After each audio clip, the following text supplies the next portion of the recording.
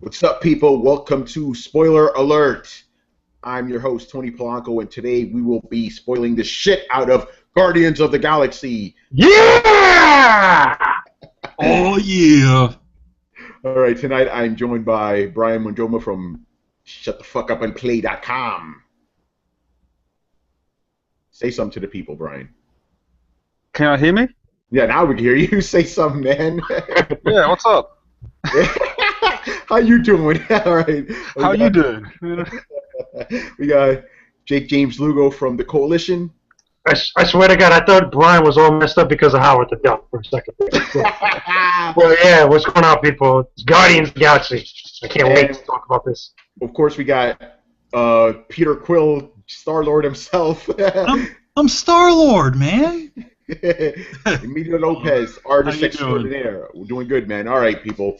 This is it, Guardians of the Galaxy. I don't even know where I want to start with this because, I'll just say it right now.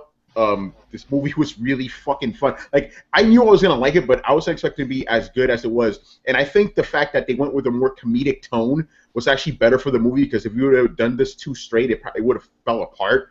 But, yeah, this was easily another, like, knocked it out of the park for Marvel. Let's start things with you, Jay. What did you think about the movie? I will say, starting off, that from the very get-go, which I thought was interesting, they played kind of like the prologue, kind of like a prologue to a Marvel comic, where right after they set up like a little bit of backstory, which is basically Star-Lord, which is Chris Pratt's character that he plays in the movie, set him how he gets abducted from from Earth, pretty much what goes on with him. I thought that was cool, and then they played the Marvel logo. I was like, oh, that's a nice little touch because in classic. Comic books, especially from the 80s and 90s, they would always have like a little bit of story. Then you start like the title screen and all the advertisements and stuff. I thought that was pretty cool. But overall, yeah, I didn't think about that. You're right about that because all the movies start out with the Marvel logo, then they start. Exactly. Which I thought this was cool because that's the first time I've seen them do that, which was interesting.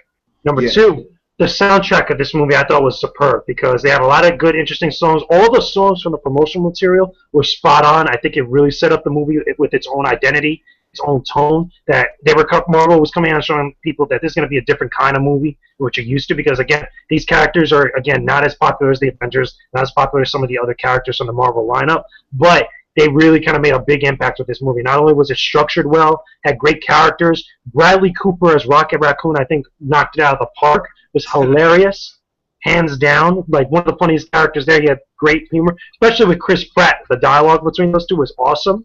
Mm-hmm. I thought Zoe Saldana as Gamora was pretty cool too. She did some great action sequences. She made some significance. Being actually an appearance with the plot made sense with her. They didn't underuse her.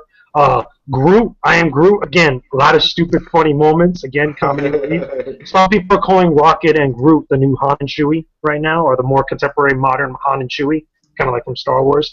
And Drax the Destroyer. I will say, I got to give Bautista a lot of credit because I think he did a good job portraying Drax the Destroyer. Because I was having low expectations for him. Because again, outside of him being a wrestler and such, but he did come off and actually did a really good interpretation of Drax the Destroyer, which I thought was cool. And it made sense, and a lot of stuff that happens during the course of the film was great. But overall, great movie. This is something everybody's got to see, especially if you're a Marvel head, this one, but just as a movie alone, standalone, like that, I think it was awesome. Yeah, I got to jump in about Chris, Dave Bautista. I don't know his fucking name. Yeah, Dave Bautista, yeah. Yeah, Dave Bautista. I got to jump in because I was just like you. I was skeptical. I'm like, wait, this is a wrestler. This guy's going to be a meathead. And then I was kind of pissed off because I'm like, Vin Diesel, man, you should be fucking Drax the Destroyer. He looks more Drax-ish than Batista because, Drax is supposed to be like a lean kind of dude. And Batista's Batista's big, B, and he looked good. Like, this dude is fucking, like, gigantic. But you know what? He did a great job. Like, there was no bullshit about it. I was convinced that he was Drax the Destroyer, Fantastic. Brian, what are your quick thoughts about the movie? It was good. I liked it. I started getting like flashbacks of when I watched the Avengers for like the first time. I'm like, oh damn, this movie is awesome. It's like everything I've come to expect in what a comic book movie should be. It's funny. It has great action. The special effects were damn amazing, and I didn't watch it in 3D, so fuck yes. Yes. No, it was really good. I was actually surprised because if you guys remember, like back in like the previous ones, I've always said that, oh, I'm not a big fan, or I'm not looking forward to it. Yeah, I remember you saying that. Yeah. This was a big risk for Marvel, I will say. Like, in all honesty, hold on, because Brian, because Brian, you cut out a little bit, but yeah, we do remember you saying that. Like, you were like, I don't know about this movie, but yeah, it was totally a risk because, like, okay, you knew some of the people in the movie, but you didn't know any of the characters, you know? Exactly, you know, and I went in just expecting, like, okay, it's going to be a good movie, like maybe like Iron Man 1 good or Incredible. Everyone should watch this. Like, every Marvel fan should watch it. Yeah, totally. All right, Manny, quick thoughts. You got, by the way, you got an awesome picture up there. Original Guardians of the Galaxy. From the 80s, nice. Yes.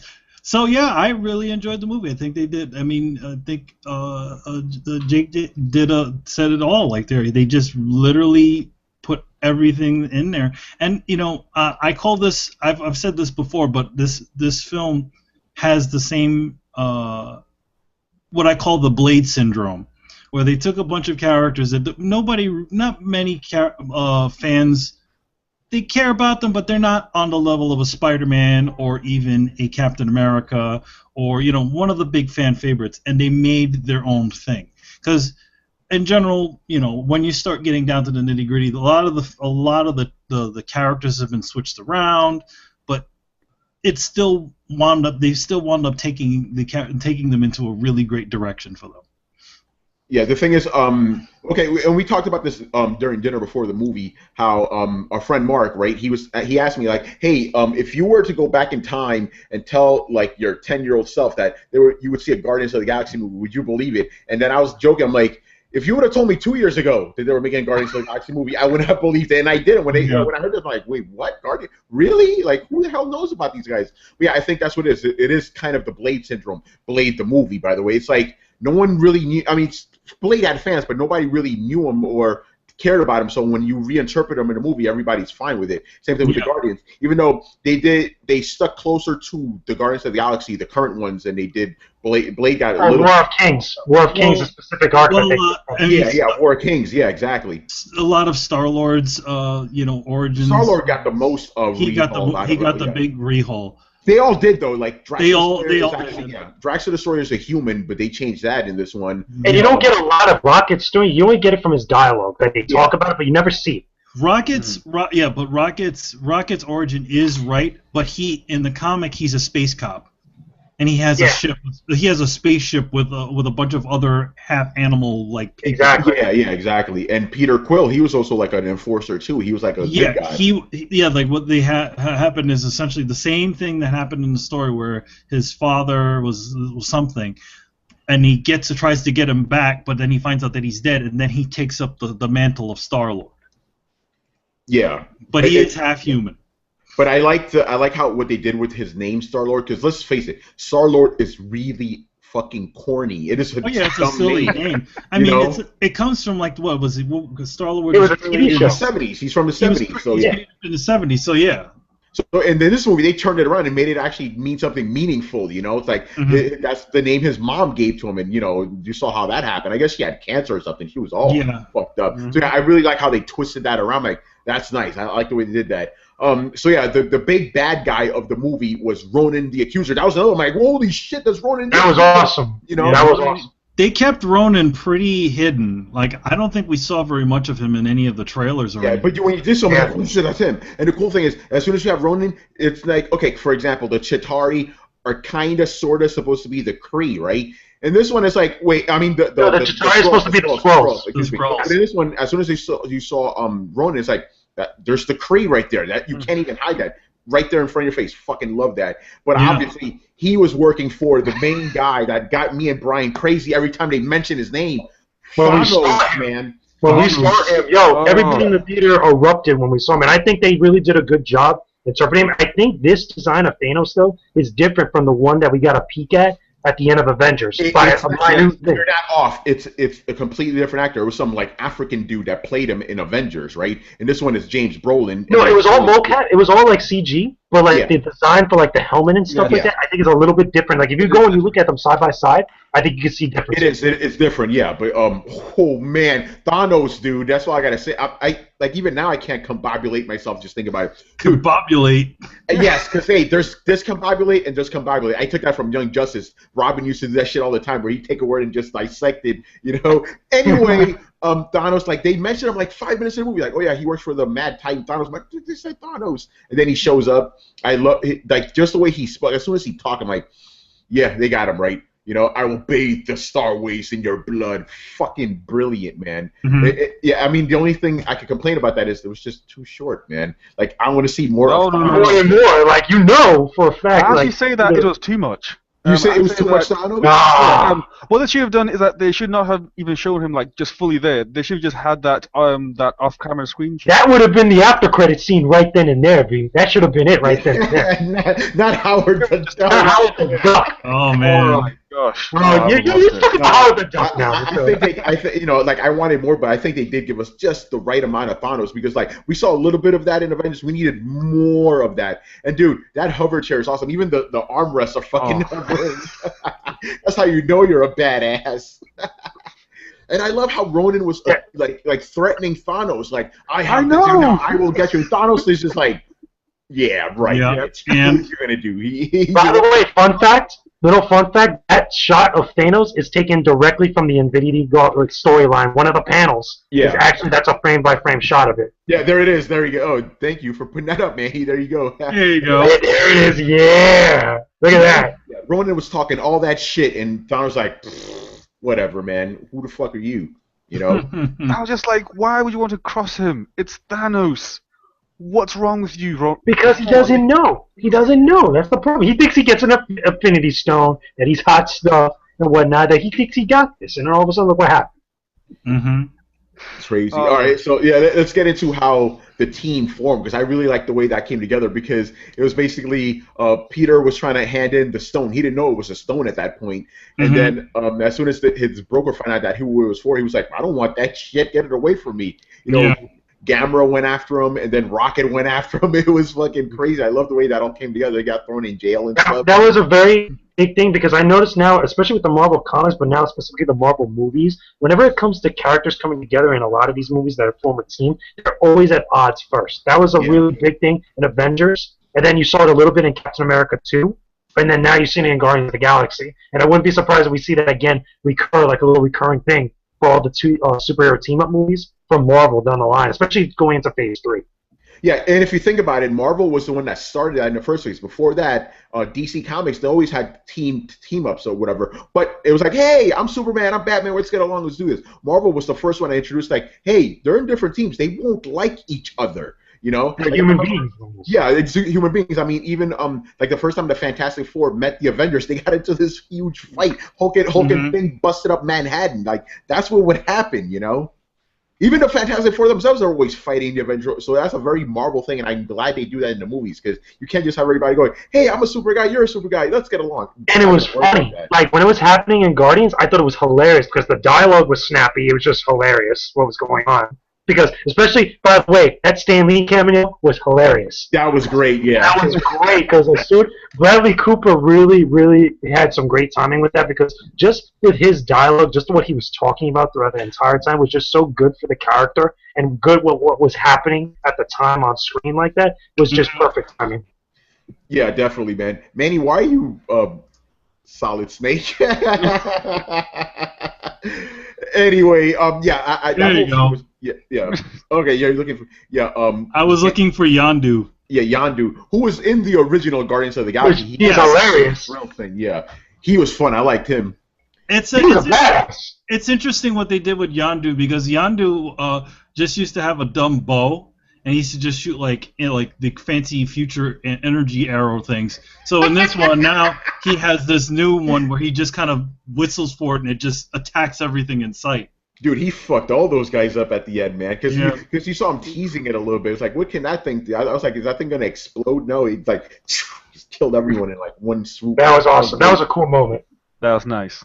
Yeah, but yeah, let's go back to the tape because I think that was like an important thing of the movie. It kind of kept everything together, you know, like that made the soundtrack of it, and that was what was cool about it too. It's like in the promotional things, like okay, this is a man from our world, but yeah, he's from the '80s, so he would kind of act like that. And I think actually, he's listening to music that is older. Yeah, that's old. That's true. More interesting. He's listening to music that's older than that. From what I figure, at least this is unsaid, but what I figure is that being that his mom was, had cancer, she was sharing with him all of the music that she grew up with. Yeah, exactly. Exactly. So, and I think it worked well because look at the entire soundtrack with everything that was happening. Like even in the beginning when they're just showing the title screen, he's just listening to the Walkman. He's just walking through the stuff. I feel like the song selection was good for like different points of time that were going on because just the feeling you got from everything. Like he was just like again just messing around, just having a good time in the beginning, and then all the different stuff, especially when they got towards the part where they were already getting ready to attack Ronin with the Nova Corps. Well, no, not the Nova Corps, the Yondu's crew, like that. Yeah. And they started playing Cherry Bomb like that, and they're all getting pressed on and stuff. It just worked well together. Yeah, I like how it worked. Like it basically it was a good reminder of where he came from, right? And that was like the byline of the entire movie. Although I do have some questions about it. First of all, how do you upkeep it in space? Like I'm pretty sure he must have got into a lot of crazy battles, and this thing just managed to never get destroyed once. The other thing, where did he find batteries for it? Did he just jerry-rig something for it? Like I don't. But if you looked at a lot of the stuff that he had in his the memorabilia or things that he had in his ship, a lot of that stuff is after 1988. Treasure Trolls weren't 1988. That was so he must have maybe. So that's the interesting. There's a good chance that Star-Lord might have gone back. Or he found some stuff because remember, I wouldn't be surprised. Rocket called him, a Huey. I'm assuming there's other humans out there. Maybe he found it from another human or something. Yeah. If he could have, he probably would have went back home by now. Yeah, and also if you looked at Yandu's, his stuff also looked. He also had a couple of weird looking things that were from Earth too. Yeah, so I'm thinking it's just other humans are out there in space right now. So theoretically, they could have jerry-rigged something to make his, because he also had a stereo too that played. Yeah, so you know what? So if there's other, that answers my question. If there's other humans that are out in space and they come with their bullshit, he probably just found other parts that he needed to keep his tape going. And the other thing is like he had this one tape. Okay, here's the thing I understand. Just skipping to the end of it, because that other tape, did he never open it to get the mixtape number 2? Because if he didn't, he just listened to that one tape for like 26 years. Yeah, exactly. Yeah. Tapes don't last that long. We've owned tapes. Those things wear out. Yeah, he probably did everything he could. He probably re-spooled the damn thing. All the things he could do to get it back. You know what that is? Yeah. That's that Marvel logic. Yeah. Also, another thing to notice that he had the first Walkman. If you ever do any research or remember from 1988, Walkmans looked a lot more futuristic than that Walkman that he had. So theoretically, that Walkman could have also belonged to his mom. That's true. It was like that was made in the early 80s. Yep, I agree with that. That's probably exactly what happened. All right, so other stuff that I really like. The Nova Corps, we actually finally got to see them, and it wasn't even like they hinted at it. No, it was just in your face Nova Corps. You're the Nova Corps. Yeah, but it wasn't like it was in a comics where it's a bunch of Green Lantern dudes just flying everywhere. They were like, okay, because the Nova Corps were always supposed to be police cops, and this is what they space cops. Yeah, but I mean that's what they build them as. Like, no, you're not police. Like, did I say police cops? I'm thinking about fucking The Simpsons. Yeah, I'm thinking about The Simpsons. Space cops. Okay, Nova Corps was supposed to be space cops, but it's like, no, you guys are superheroes. That's what you are. And this one, they're space cops, total space cops. And I thought that was great. Yeah, they had vehicles and stuff like that, which looked cool. And even had the helmets. It looked like the Nova Corps. And they had personality. They had a lot of personality, especially some of the characters that they were interacting with went to arrest them. I thought they were funny. It made sense. Even when the guy when he died, and they were trying to make that big barricade for Ronin's ship and whatnot, you actually cared that what happened to him when that went down. Yeah, that's true. I like that. And what's his face? I forget the name of the guy with the curly, crazy hair. He's always in Will Ferrell movies. He was really good in that one too. Yeah. Yeah, he was good. Yeah, the Nova Corps. So yeah, and the other little things that I like, dude. The Celestials, man. We got to see a fucking Celestial. How nuts is that? It's we're he's traveling inside of the head of a celestial being. It's like, holy shit, Celestial, and then inside it's like you actually get to see him go like fucking awesome, man. I love that stuff. A lot of little things, hints in there. By the way, I actually read that you actually do see Howard the Duck in that scene. Yeah. Oh, really? Well, I gotta go back and look at it. Speaking of that scene, if you guys didn't notice, there was a Chitauri in there. Yeah, and I seen that. Yeah, there was also a dark elf. Yeah. But I'm sure there's a bunch of other ones too. Yeah, I need to go That's back. one thing. That's one thing I will say. Like before the movie came out, there was a lot of promotional stuff and news stories that popped up that said there was going to be a lot more Marvel references in this movie than any other movie before. Yeah, and when this comes out on DVD, even before that, I'm pretty sure there's going to be a list of all these Marvel references that we've seen, but also ones that we missed that are probably major. Yeah, like they got for example, the nullifier in the background or something. Oh, no, but here's the crazy thing, like Adam Warlock, for example. Adam Warlock's cocoon is in the Collector's Collection. That means to say that Adam Warlock exists in the cinematic universe for Marvel. Like that, which could be a major thing. He has to exist because he has the soul gem. Yeah. Yeah. But that's a big thing. Man. It just gets me so excited. This is the kind of shit I wanted to see since I was a kid, man. But yeah, the Celestials was awesome. Yeah, I wanted, like, I'm looking at it, I'm like, what's going on? What's going on? There's so many little things. You're right. When you get the DVD, there's gonna be so much shit there that we missed. By the way, the one that was Zoe Saldana's the girl that was supposedly Zoe Saldana's sister in the film, the cyborg girl. That's Amy Pond. Yes. What's interesting about her character is she actually has absolutely nothing to do with Thanos. Yeah, I think they just made her have something to do with Thanos. She is actually Nebula, right? Nebula is actually an Avengers villain. Yeah, she is. Oh, I didn't know that. Yeah. Yeah, he's 100% right about that. They kind of switched that around. Yeah. You think maybe she'll come back in Avengers 3? They kind of had. Oh, I guess that she will. Like, but the way that she just left the Guardians of the Galaxy on that ship is pretty much them saying she'll be back. Yeah, she'll be back. Yeah, exactly. It's like, okay, she fell off the ship, but it's like she got hit with a rocket and she lived, so yeah, she'll be fine. Yeah, I mean, theoretically, you can always, see if you can fit Nebula in there in Avengers at some point. Who knows? Because she could be the connecting factor between the what's that? The Age of Ultron could be that too. Yeah, I'm guessing if she shows up, she's going to be in Avengers 3. More than anything. I feel like she could show up with Thanos. Like she could also be responsible for the whole thing that causes the Age of Ultron stuff too, theoretically. Well, actually, they already talked about that. They already mentioned. There's no connection. No, because do we spoil Avengers 2? Because I could tell them exactly what happened. Yeah, exactly. No, well, yeah, I think we could say exactly what it is because they came out and said the story plot point of why Ultron is doing what he's doing. It actually has to do with Tony Stark. Yeah, it does because basically Ultron is supposed to be military tech, but he also gets imbued with intelligence because of the Loki staff, and there you go. That's how you get Ultron. Wait, he's an AI where basically Tony Stark tried to program him to make him as to make the world perfect and safe, so that way they won't need Iron Man. And Ultron, because he's a literal interpreter, because he's an AI that is not like a human being, the conscious, he takes it to the super extreme. Yeah, exactly. And then he has his little daddy issues too, but we'll talk about Avengers 2 at the end of this. Let's talk about some of the characters. I really liked some. Actually, I liked all the characters. Rocket, I know you had your trepidations about Rocket Raccoon. Oh yeah, definitely. You ended up really liking him. So why'd you like him so much? I thought he was cool because I just think he had that a lot of great attitude to him, and it didn't feel like it was fake, Yeah. Yeah, I thought like every time he opened his mouth, I was like, oh, you're gonna get something good. And him and Groot made that movie. I'm telling you right now, him and Groot stole that movie because it was just so fun. Like Chris Pratt was good. Zoe Saldana was good. Dave Bautista was good.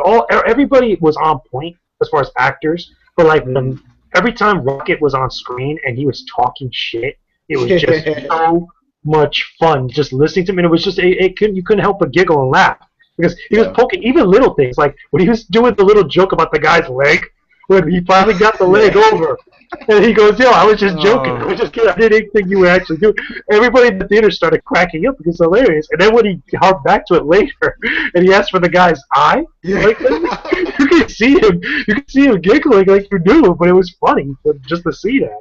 Yeah, that was fantastic, man. Yeah, I love the scene where him and Drax are drunk, and it was just talking shit, throwing each other. I'm like, oh, here we go, you know. Drax was funny because he didn't know metaphors and stuff. Like nothing went over my head. My reflexes are too fast. It's like, it was just so good. Just the way it was handled with the time and just the dialogue was just so great. Like they meshed together so well. But I think it was Rocket specifically, Bradley Cooper specifically, that just helped make that all work. It was so good. Yeah, a very good ensemble cast they had.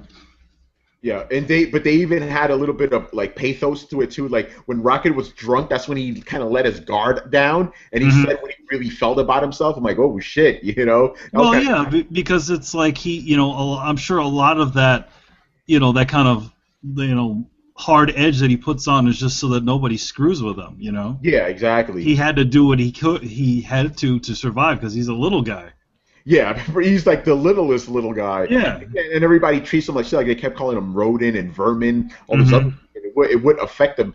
But but I did like the part because this always bothered me in the comics. Like every time somebody calls him a raccoon, he gets pissed. Like, how do you know what a raccoon is, dude? You've never been to Earth. And this one, when Chris Pratt called him a raccoon, he's like, what the hell's a raccoon? He didn't even get offended because he didn't know what the hell a raccoon. It was just funny. It was just great. It was great. Like, what the hell's a raccoon? I don't know what that is. Mm-hmm. Yeah, so that was fun. Yeah, but yeah, again, Chris Batista, man, Dave Batista, whatever the fuck his name is. Yeah, he was really good, man. His battle with Ronan both times is like, dude, you got his ass kicked. Yeah, it's like, damn. Ass kicked. The second time was even funnier because it's like, okay, dude, he whipped your ass the first time. Now he's like 10 million times stronger. What do you expect? Yeah. Yeah, he was only able to take out my man from Gladiator, the black dude. You know, he like ripped his shit. Well, you know what's smart? You know what's smart about them? And they kind of did a little bit of a fast one on everyone. Because when you first saw Drax for most of the film, it looked like he was trying to go after Ronan specifically because everybody thought that he was the one that killed his family. Then at that very end, he comes out and goes, "No, Ronan was just a pawn. I have to go after Thanos." Like then I was like, "Oh, okay." There you go. That works. Yeah, in our theater that we went to, everybody laughed. It's like, I gotta get Thanos now. It's like, dude, really? It's never gonna be over. You know, and if Ronan fucked you up that bad, imagine Thanos. He'll just be like, get out of here, you know? Get out of here with that noise, man. You need that universal weapon that Ronan had. That thing was dope, by the way. I like that, man. That thing was always, that's one of my favorite weapons from the comics. It was pretty cool actually seeing it. It was making all that noise. What? I hear. I don't know. Nanny, I'm guessing it's you. Is it me? Around? I think it's me.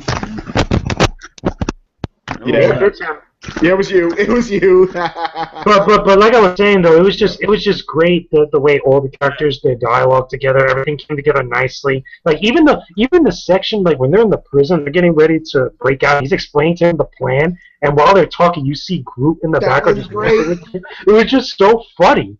Like the way it was handled, everything about this movie was all about good timing and just everybody just being on point and snappy with stuff. It was just fun. Yeah, it was a testament to James Gunn. You know, he's definitely.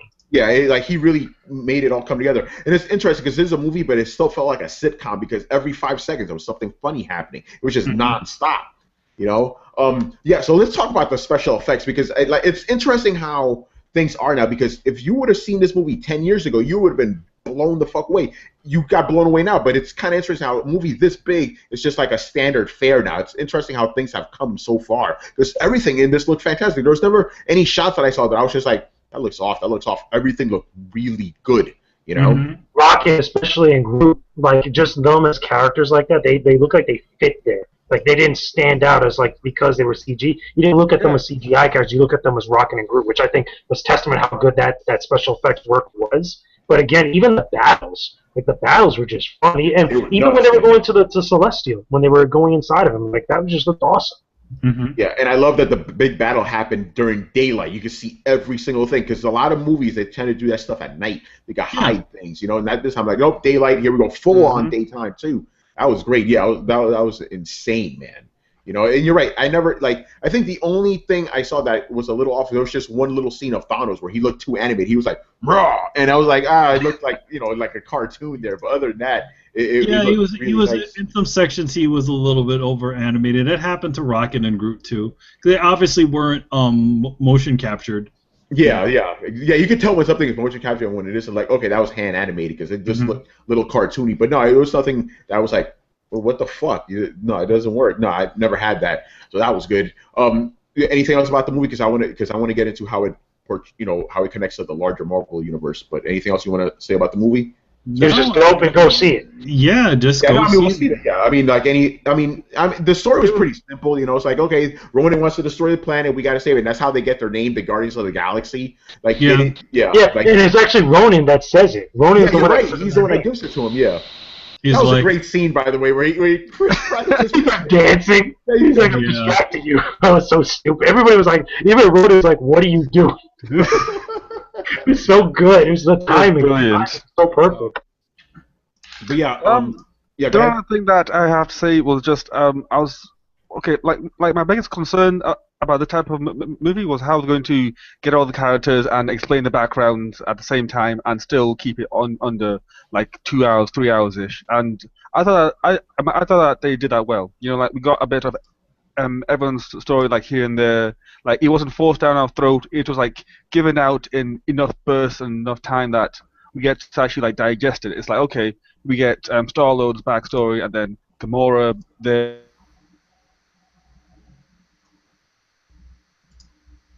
And I thought that they handled that like really well because that was like my biggest drawback. Well, that was like the biggest thing that I could have had an issue with was that they might just fuck up the whole introduction of these characters. So I'm surprised that they did that, and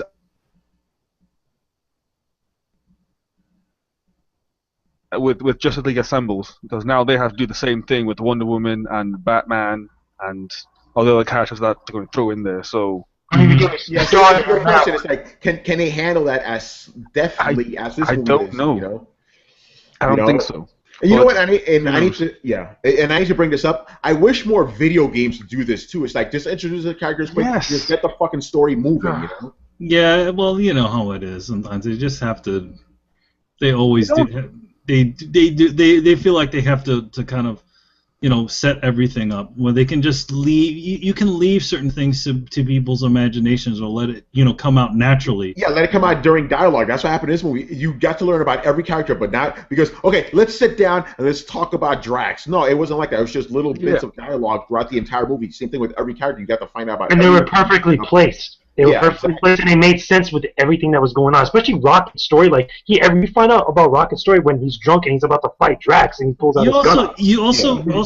You also get ideas of what happened to Rocket even when he comes out of the shower, and like you spend a little time looking at him. So it's like, it's like they look, he's like looking at the scars and the weird stuff in his back, and you're wondering, all right, so what happened to him? Yeah, exactly. Like, okay, that's probably how he got like that. You saw those like prosthetics or whatever on him. Yeah, little things like that get you a long way. And they even give you a little bit of their history when they have them in jail. It's like, Drax the Destroyer, his family was killed. They have all that stuff there. Even with Rocket, they're like, oh yeah, he was experimented on this planet. So you get it all right there. And then after that, you have your light, the crash course in them, and then you get a little deeper into it as the story goes further. Exactly, like they even did this like from the start. Like, you notice how when we first get introduced to Star-Lord, like he's there in the hospital with like a black eye, and it's like, hey. Yeah, they don't say, oh, they don't drop it right away for you. And then and then even we transition to the point where we go see his mom like in the hospital, and then she's like in bed with her hair shaven, she looks like very underweight, and then they imply that it's cancer, but yet they don't like say, hey, look, your mom has cancer, blah blah blah. Like they basically don't insult your intelligence, You get just enough from visuals, and you're right. When they introduced little Peter Quill, he had that fucking eye. It's like he likes to fight, He doesn't really like to fight. He gets into trouble, Yeah, that's what he does. Dude, that's a nice picture. He just has a good heart, is what it was establishing, because he was fighting a kid for having killed a frog. Mm-hmm. Yeah. See, it's like. It's all about showing and not telling people. Like, it's okay to do that. Like, we're not all idiots that are going to go out and watch Transformers or. Yeah.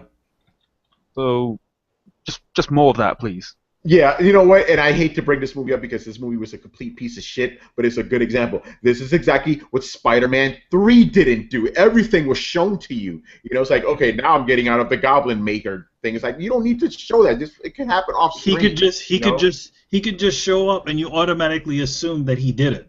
You know? Yeah, it's dumb, man. So this movie was just like, you know what? Here's a sentence. Let's For the keep record, shit moving. Real quick thought for the record: we shall not speak of that movie in the presence of a good Marvel movie ever again. Yeah, but that movie was. Ugh. That movie was horrible. Yeah. We should Okay. have like a list of movies that we cannot talk about in the presence of good Marvel movies. One should never speak about that Spider-Man. One does not simply talk about Spider-Man 3 in the presence of a good Marvel movie. Okay. How about this? From now on, we don't talk about any third Marvel movie in the series in the presence of good Marvel movies. So no Spider-Man 3, Here's the no thing, X-Men 3, no Iron Man 3. For Yes, I did that specifically for Iron Man 3. For all we know, Avengers 3 could be good. Okay, let's keep hoping. Until Avengers 3 comes out. Then right? Yeah. Yeah, exactly. You know what? Before we get into how this movie ties into everything, JJ, I'm going to let you go off. What bothered you most about the movie? even though it's not like it isn't known because you said it at the start of the show. No, well, we didn't record that part yet, but and JJ, please tell us the exact story that you told us before the show because that was okay. Marv, sit down with me for a second. Let me talk to you. Okay. Okay. Let me put it this way. I came, I saw Guardians of the Galaxy. It was awesome. I was ready. Okay. Now, in the process of going to go see Guardians of the Galaxy, leading up to that night, okay, I was actually trying to figure out what could they actually do for the post-credit scene for this thing. How are they going to tie it to Avengers 2? Because obviously the big thing they're building up to is Thanos and the Infinity Gauntlet. Because there's an Infinity Gem that has always been popping up in all the Marvel movies. This one being the purple one that Ronan the Accuser had. That was the big thing at the end.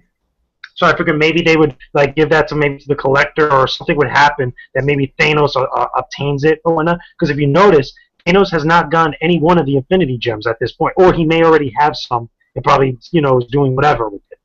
So I was thinking to myself, okay, what can they do? Who else could they introduce? Now I got word earlier that there was supposed to be some sort of classic Marvel character from the 80s that was supposed to be implemented into it. Something like, okay, what cosmic character can they bring in to actually relate to the bigger Marvel Cinematic Universe? And I got all these ideas in my head. Captain Marvel, what's this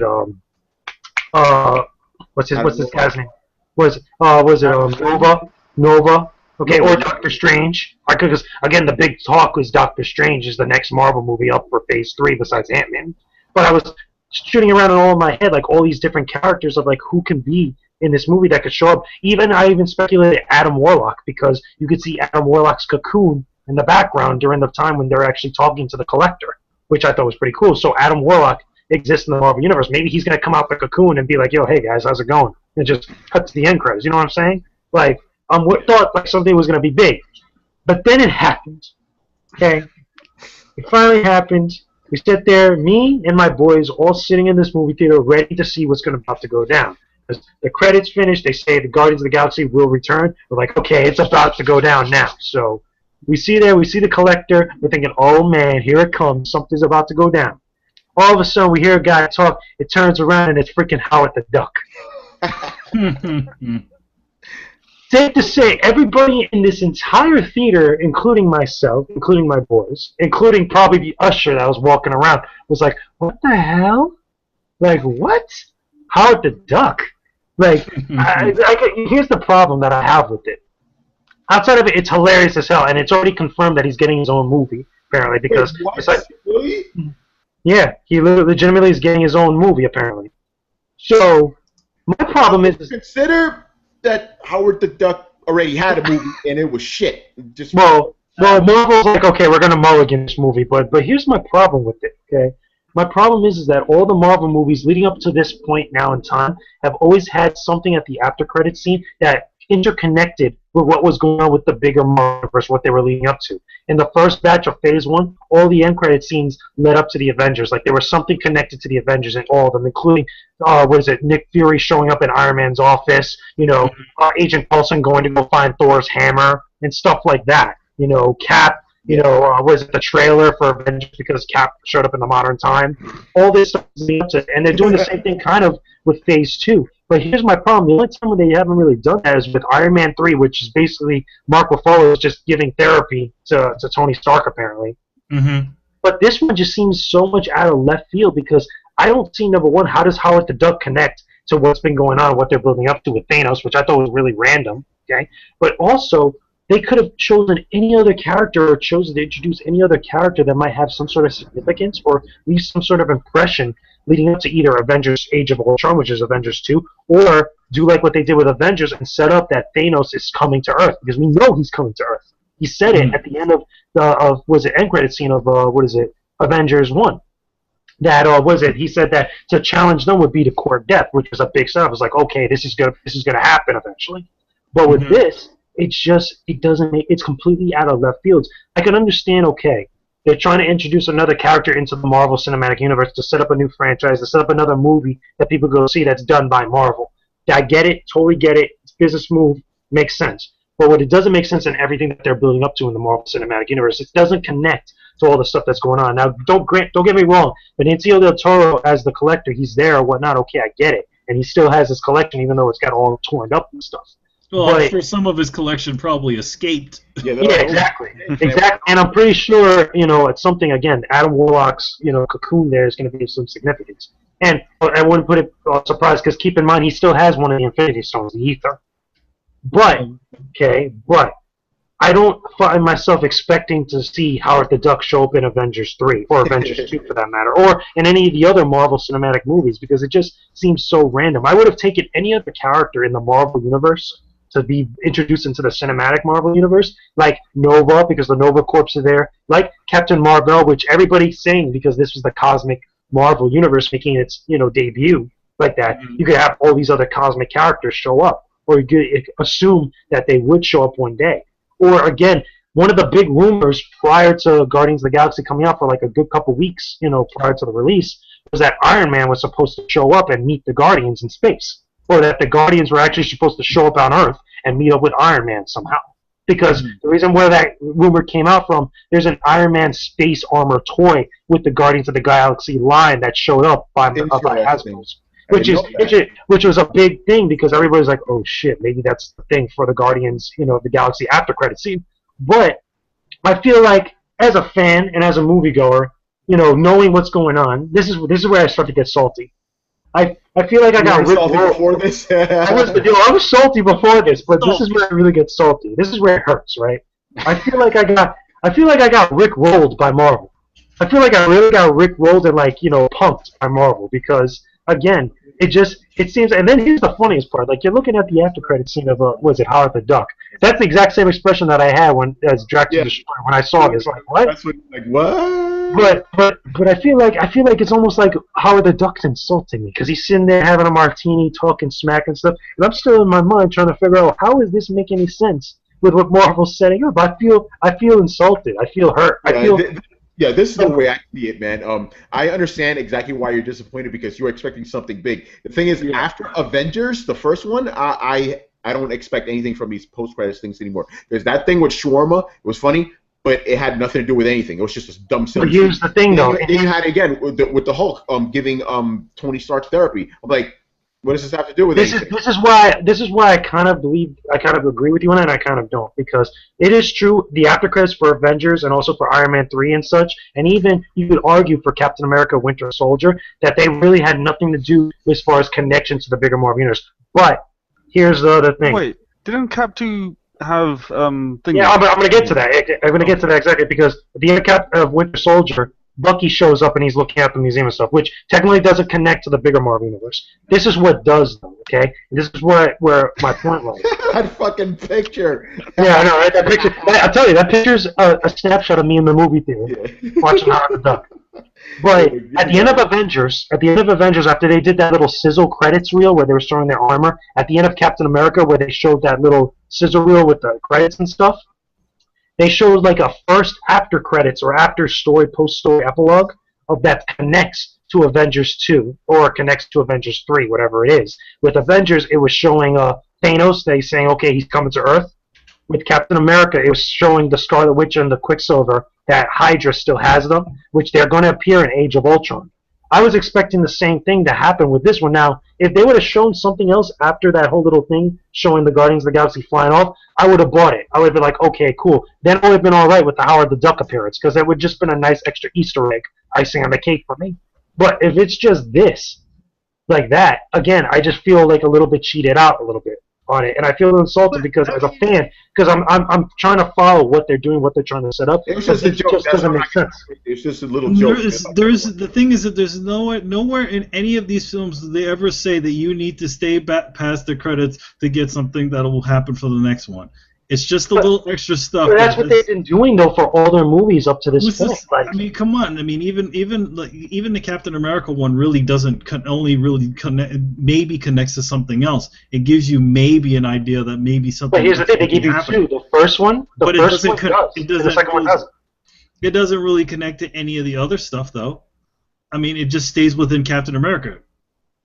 At the first one that they do at the end of Iron Man, what did that one do? But here's my point. Okay, here's my point, because Iron Man and Guardians are the only two movies that do this. Okay, that as far as I've done this, where their after credits thing kind of don't connect to anything at all. But with Captain America specifically, and Avengers again specifically, as well as the other Phase 1 and early Phase 2 movies, they all connect to what's going on in the bigger Marvel universe. To expect something big that's building up to it. Now, again, like I said, if they would have had two, if they would have had something from Thanos at the end of this one before the end credits were rolling, I would have bought that. Like Thanos could have said, okay, I have one gem or something, or that's not going to interfere with my plans or something like that. Or even him picking up the Infinity Stone that Ronan had, or attacking the Nova Corps again, trying to see if he actually gets the Infinity Stone, something like that. Anything I would have taken.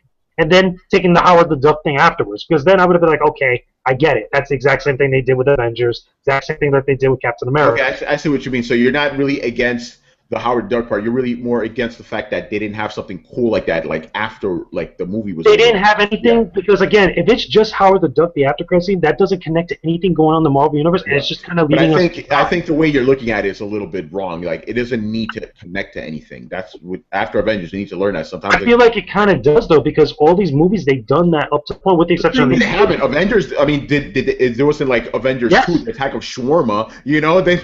But here's the thing though. After the credits, they did have the thing with Thanos, and that does connect to the bigger Marvel universe. But they still have a joke in there, But that, if anything, connects to Guardians of the Galaxy more so than it does to anything else. How so? It doesn't connect to anything at all. Again, it just seems thrown in there randomly. Because just again, as a launching platform for Howard the Duck to get his own film. To me, that doesn't connect to everything that they've been building up to. I think we don't know that Howard the Duck doesn't connect to anything in the Marvel universe, so we can't really make the assumption that what they've shown at Guardian just meant nothing at this point in time, because that or something. Who knows? Yeah, I would have taken anything. I honestly would have taken anything. But let's get off Howard Duck. We spent too long on it. I want to talk about the Infinity Stones, as they call them. Okay, so this one was purple. I looked it up. It's 3. What happened? We have 3. And there were 3. So let's break them down. We now know one of them is a Tesseract. I didn't know that was one of them. And here's the thing: they showed us the Infinity Stones. They showed us all the Infinity Stones in Guardians. They showed all of them. Yeah, I need to pause that scene, by the way, because I was like, wait, what's going on? Okay, so we have the one in this movie was the Space Gem. That was purple. We had the Aether. That's the Power Gem. That was red. Which one? The Tesseract. The Tesseract. Which one's the Tesseract? The Tesseract alternates reality. It doesn't alternate reality. It's the Power Source one. There's something like that. I think it's supposed to alternate reality. Yeah, that's a reality gem. But the thing reality's yellow. Yeah, and the thing is, I heard that the Mind Gem is the one in Loki's staff. But I think that's the wrong color too. But I think that's the wrong color. I wouldn't be surprised. Mind is blue. It's Loki's staff. If that's the case, if we're going by that logic, and the yellow is supposed to be in the Mind Gem, I wouldn't be surprised if that's the gem that appears in Doctor Strange. No, yellow. Mind is blue. Reality is yellow. Okay, the reality one. That's what I meant. I meant reality because remember, Doctor Strange is supposed to be more supernatural than anything of the Marvel Universe. I wouldn't be surprised if that's the one that appears in Doctor Strange's movie. It might.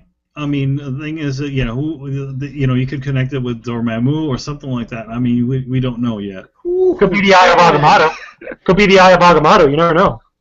Brian, you know how I get when I hear these people. It's like, oh, yeah, bring that into a movie, man. Now I lost my train of thought. I'm not thinking about that.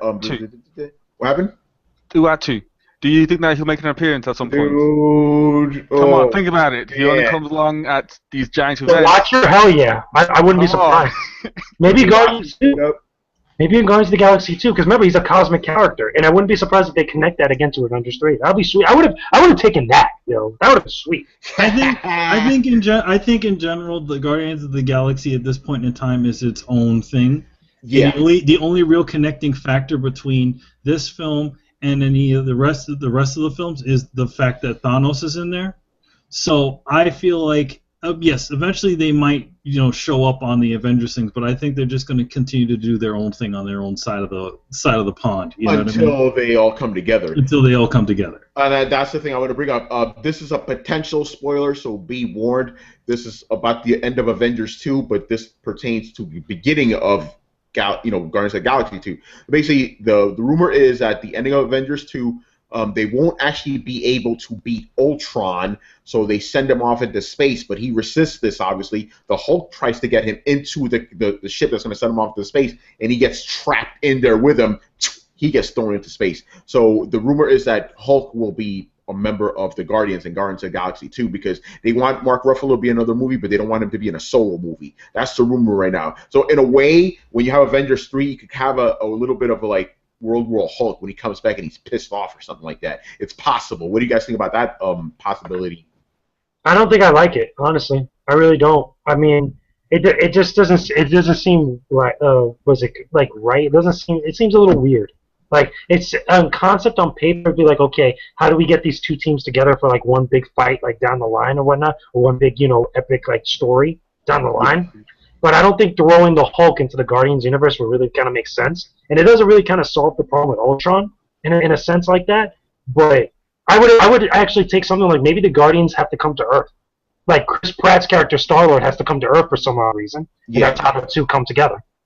Well, I mean, his reason to come to Earth could be simple. It's like, hey, Thanos wants to destroy my world. I need to go protect it. Because he obviously doesn't know about the Avengers. He doesn't know any of this shit. So that's actually a better way of getting the Guardians to Earth. So it's like, hey, Thanos is going to Earth. We have to go protect it. And I would buy that. Yeah. I would definitely buy into that, because that sounds like a lot more of a big thing. Because, again, Star-Lord's so connected to Earth like that, and obviously him going back after all these years, or again, if he's been there back before or whatnot, this would be a great way for those two teams to come together to fight Thanos. That would make sense to me. Yeah, oh man, I'm just saying, because we all know in Age of Ultron, there's going to be a big Ultron army. So if the rumor comes true, I guess Thanos could maybe use the Ultron army, but then it'll be repeating things. So I don't see that. Who are going to be the villains that Thanos will use? Because that's a pattern they're establishing here. The T'Chari were like the carrion, what's the word I'm looking for? Where you have a whole group of people that are just to be killed, basically, a bunch of red shirts. I'm forgetting the fucking terminology right now. They're pawns. They're pawns. Yeah. So okay. So in the first one, Avengers, the pawns were basically Chitauri. In this one, they were whatever army Ronan had. What do you think would be good pawns for Thanos to have when he comes out? Because he's gonna have to bring a huge army. Well, he's gonna have the Chitauri because he gave the Chitauri to. If he's not repeating the same shit again, Yeah, I think so, because remember those Chitauri there are all his cannon fodder. That's the word I'm looking for.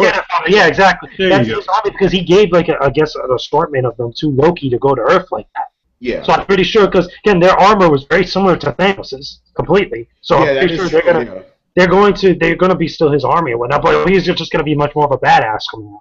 Yeah, maybe they'll be smarter to Atari or something. I don't know, but yeah, because you need that kind of cannon fodder. So that's going to be interesting to see where they go from there. But yeah, this movie, like Manny said, doesn't connect too much to the other movies. It's kind of its own thing. Like Thanos is the only thing that connects it to everything else. Other than that, it's its own thing, and I think that was a little bit of a benefit to it, especially with these characters that nobody really knows. But starting with 2, they're gonna have to start connecting it to everything. They're gonna have to.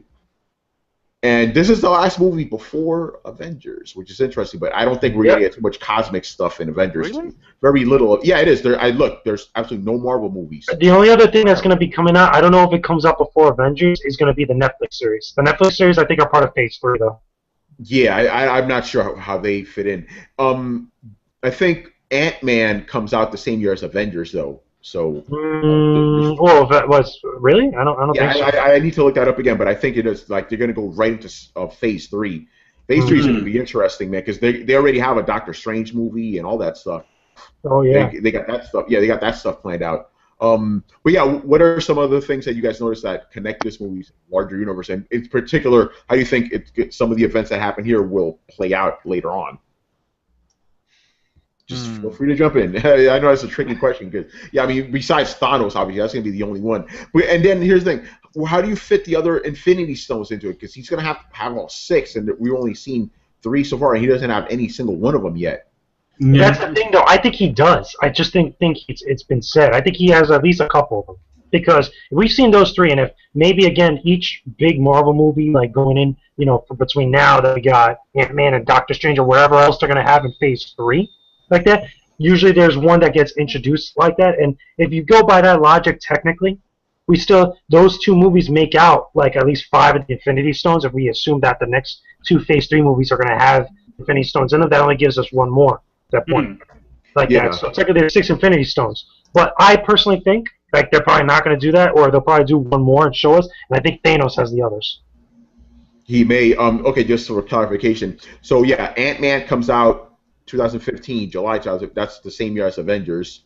After that, 2016 is going to be Captain America 3. Oh yeah, that's right. You can't forget about that too. Yeah, Doctor Strange, same year, 2016, and Guardians of the Galaxy 2 will be July 28th, 2017. So there you go. James Gunn's going to direct that one and write that one again. Yeah, which is cool. I'm good with that because he did a great job. He's good. He knows that universe. Dude, you could tell this dude had a lot of fun directing. And wasn't this like the first movie he directed? I was like on this scale with all that crazy action and stuff. I don't know. Yeah, that's a good question. Yeah, like I don't know if he's directed like a big budget like sci-fi movie like this before, man. He did a great job. It was like natural for him. Fucking great. One thing I need to say, because people, why do they say this after every single space movie? It's this generation Star Wars. Stop saying that. Please. Number 1, Star Wars, when that comes out, it's going to trump everything. But number 2, I don't think it's a fair comparison to look at it like that. You got to look at this movie as its own thing, as its own established thing, as far as compared to other movies. But also, this marks one of the first movies to take a B-level class of characters from like a comic book, universe, and really put them on a big scale like that. Like, well, I don't. This also kind of happened with the. With Iron Man. With Iron Man, because he was say that. But here's the thing about that, okay? Iron Man, for most of his popularity outside of his own comics and stuff, was more popular because he was part of the Avengers team in the comics. Okay? Yeah, exactly.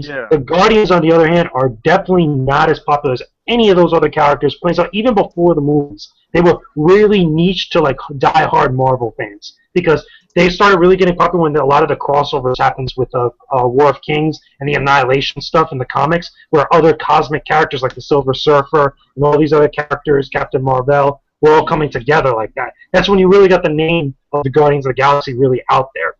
But this is like the first one of the movies where you take these types of like low-level characters in the Marvel Universe, even though they're not really super low-level, but like lesser-known characters, and really put them into the spotlight and be a success. Well, it would probably be the second time because, like I said, it's the Blade syndrome. We took characters that people just didn't care too much about and just kind of made their own thing with the movies. But nobody cared about Blade before the Blade movies. To be honest, he's saying that the level of success Blade was not on this scale though. Not on this. This movie made a good couple $1 million on the first day. It was like ridiculous. I mean, again, because it's also because of because Marvel in general, as far as films go, this become a kind of a trusted thing.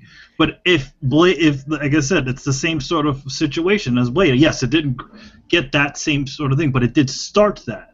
Yeah, it started that, and the thing is, I mean, it's cool that they did that, but the thing is, think about it. You already had Iron Man do it, and Thor. Thor was not that Technically, but again, Thor was part of the Avengers, though. That's what I'm saying. It's like, no, these characters are vastly not as popular as those characters, though, in the comic book. Yeah, but again, Marvel's already a trusted brand. I mean, even the shittier Marvel movies are still better than most other movies. So people know you go see a Marvel movie, Marvel Studios movie, you're gonna get quality. You know, True. Oh, even if it's shit, it's still gonna be better than most movies. You know. True. So I think that's what it is. Like, oh, Marvel, another Marvel movie, let's go. And then the marketing was great. You know, that tape deck was really instrumental in that. You know, you got people who's like, I know that song. You know, it gets in your mind. You know, so they did a really good job with that. Anything else? Because I think this is pretty much it. We said everything we need to say about this movie. You're gonna be first in line to go see that Howard the Duck movie? Hey, I don't go see that shit, man. Marvel's a trusted brand, like I said, right? Well, dude, come I just on. have just one question. If they could make a movie with a giant tree man and in a raccoon, an anthropomorphic raccoon, Make it good. and make it good, They could do a Howard the Duck. They could possibly do. They could definitely do a Howard the Duck film. Yeah, just no bestiality in this one, please. We don't need to see that. We don't need to see Marty McFly's mom having sex with a fucking duck. Anyway, Brian, what are you gonna say?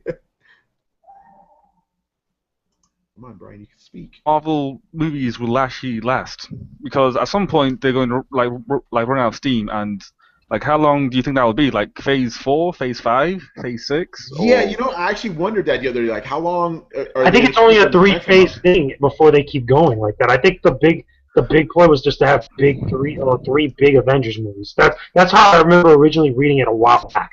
But again, we could be wrong. We can change things up and just franchise it. Disney's best interest to earn even more money somehow. I don't know how that's possible. Exactly. Yeah, but well, I mean, look at that's something we could bring up like in another spoiler alert because that's a good question. Like after Phase 3, what do they do? Do they just reset everything? What are they gonna do? Not even that. Look at all these characters they could pull from the Marvel Universe. The Marvel Universe is huge. No, there's a lot of characters. You got to consider real life though. A lot of these actors are done. They're not gonna come back. Exactly. So you're gonna have to do something to refresh all this shit. And at that point, I think you could just go into other characters and just have them part of the Marvel Universe, and then later on even have some of those same actors from all these other big movies make cameos, like here and there or whatnot, or just be like referenced to, but go into all these other like B-level characters or other characters that haven't even been touched yet that are still A-list hitters and still make ridiculous amounts of money making movies about them. Yeah, but people at the end of the day want to see the main guys, you know. People like us the movie going public will eventually just get bored of this at some point, which sounds incredibly dumb because it's Marvel. You should never get bored of this. But I'm saying that people might get bored of it, and at what point does Marvel?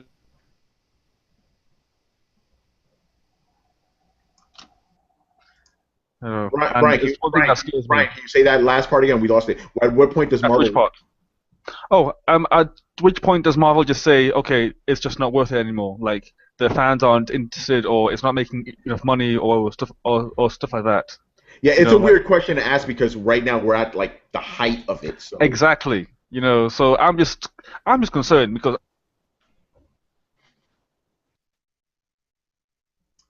thing that happened to pretty much everything else is. Yeah, things always, they always fall off, and then you got DC who's trying to get it up there, but we'll talk about that when we get up there, Marvel right now, they're at the apex, man. Yeah, and then there'll be a time without Marvel movies, and we shall look back at this time and wonder, look back at the good old days of the 2010s, Yeah, dude, this is why I'm saying please appreciate what you have now because it's not going to last forever. This is the shit we've wanted since we were little kids. When we used to read Marvel comics when we were like 10 years old. This is the kind of shit we wanted. Appreciate what you have. Yeah. You really should because this is fantastic. Dude, think about all these movies that we couldn't have even imagined. A fucking Guardians of the Galaxy movie. Here's another thing, too, because I know we're talking Marvel, but I will make one little side note about it because of what happened at San Diego Comic-Con.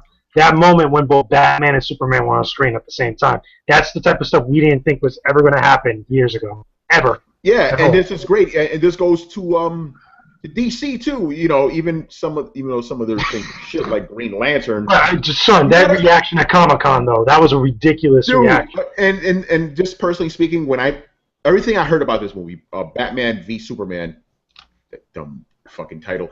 I was like, no, I don't. Ben Affleck, fuck him. Then you saw that teaser, and I was like, yeah. Then I saw the costume, Batman's costume. I'm like, wait, that's a Dark Knight.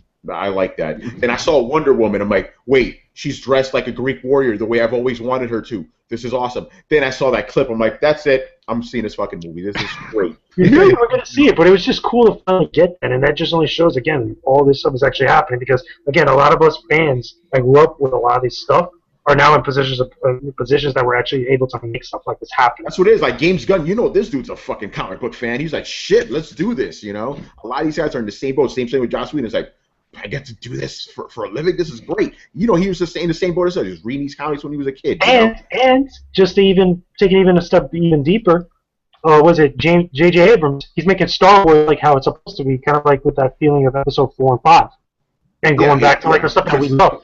Yeah, the stuff he watched when he was a kid. He was like, wait, I want that on on screen.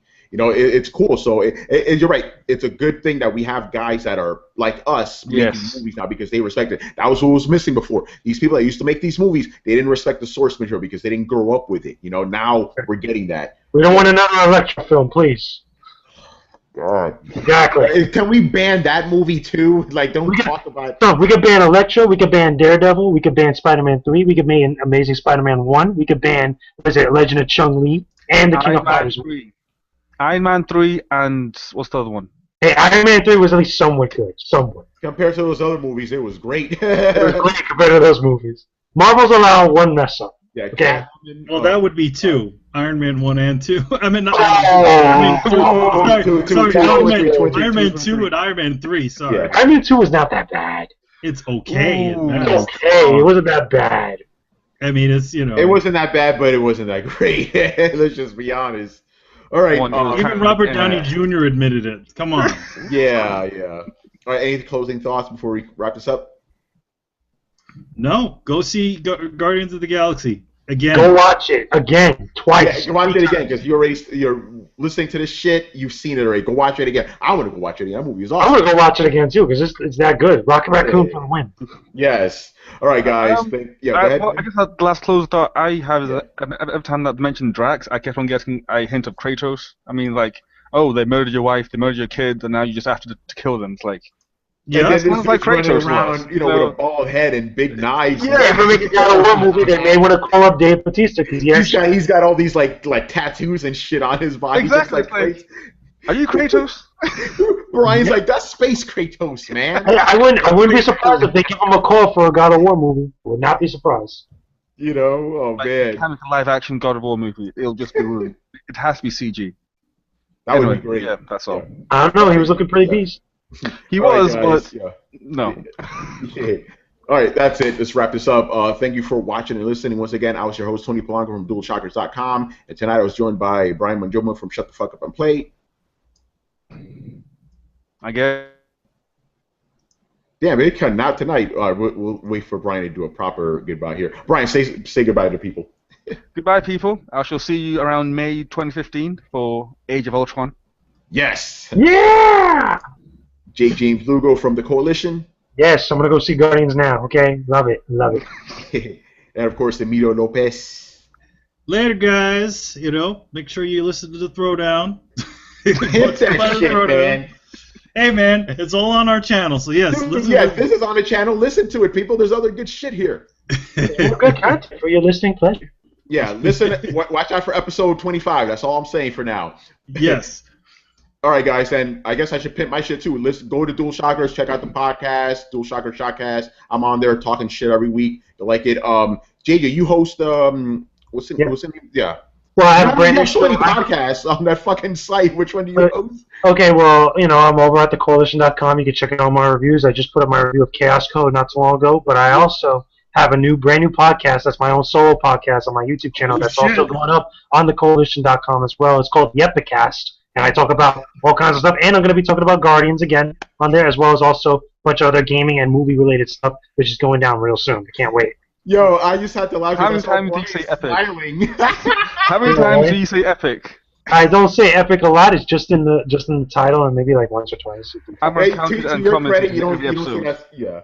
Tony, right, you don't say that's what you used to. On the fucking Minority show, they used to give you shit about that. Oh yes, well you gotta understand when you're that good, you're that good, and when you're that great, you're that great, and when you're beyond great, you're epic. Like this movie. This dude just told himself, man, off it. I love it. That's a great way to close it. All right, people. See y'all next time. I don't know what movie we're gonna be doing next. We're gonna do some for you. TMNT. Yep. Yeah, right. Peace out. Later. Later.